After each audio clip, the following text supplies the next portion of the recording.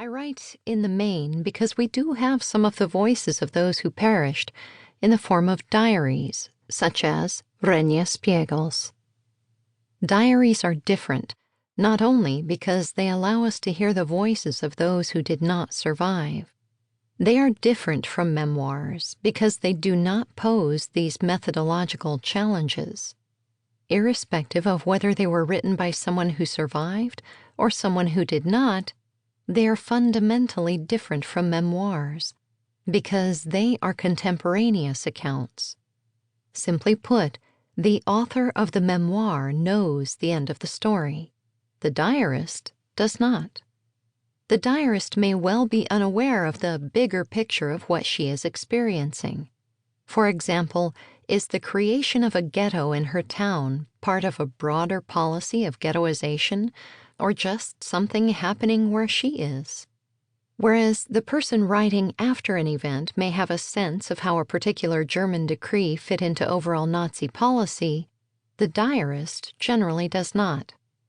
What may seem to be of relatively little importance to the diarist may in fact turn out to be of great significance, and conversely, what may seem utterly traumatic to the diarist may pale in comparison to what will follow.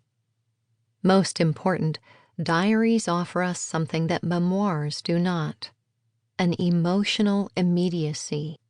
And it is this immediacy that is so very compelling. I am reminded of Hélène Berg, the Israeli young Parisian woman who kept a diary from 1942 through to the day she and her parents were rounded up in March 1944. Fortuitously, she begins to write but a short time before the decree that all Jews must wear a yellow star. She confides to the diary her struggle with whether to wear it or not. Was wearing it an act of compliance with a hateful regime, or did it demonstrate a pride in one's Jewish identity? We read of her reactions to passers-by's comments. Some express solidarity, and others pity.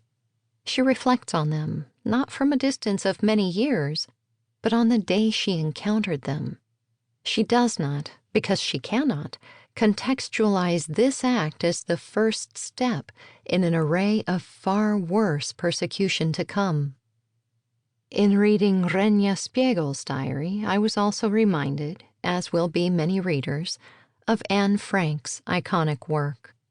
All three of these diaries, Spiegel's, Frank's, and Berg's, are filled with the seemingly mundane musings of young girls who are transfixed by first loves and filled with hopes for the future.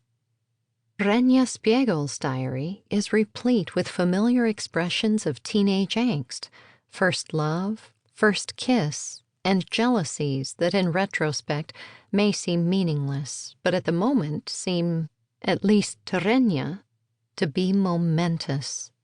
It is also filled with poetry that cannot help but touch the reader.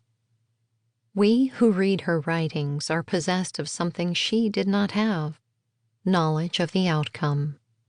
At the outset of the diary, she is distraught that she has been forced to go live with her grandparents and therefore has no real home. It makes her so sad that I have to cry.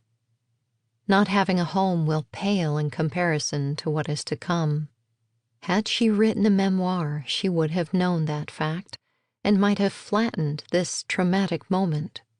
She does not do so. In 1940, after the fall of Western Europe, she cries, "I'm here on my own, without Mama or Daddy, without a home, poked and laughed at. Oh God, why did such a horrible birthday have to come? Wouldn't it be better to die? I look down from the height of my 16 years, and I wonder whether I'll reach the end." Were she writing a memoir, knowing what was in the offing, she might well have overlooked this moment of despondence. She might not have been so distraught when the luxury of fur clothing was taken from the Jews. Yesterday, coats, furs, collars, oversleeves, hats, boots were being taken away on the street, and now there's a new regulation that under pain of death, it is forbidden to have even a scrap of fur at home.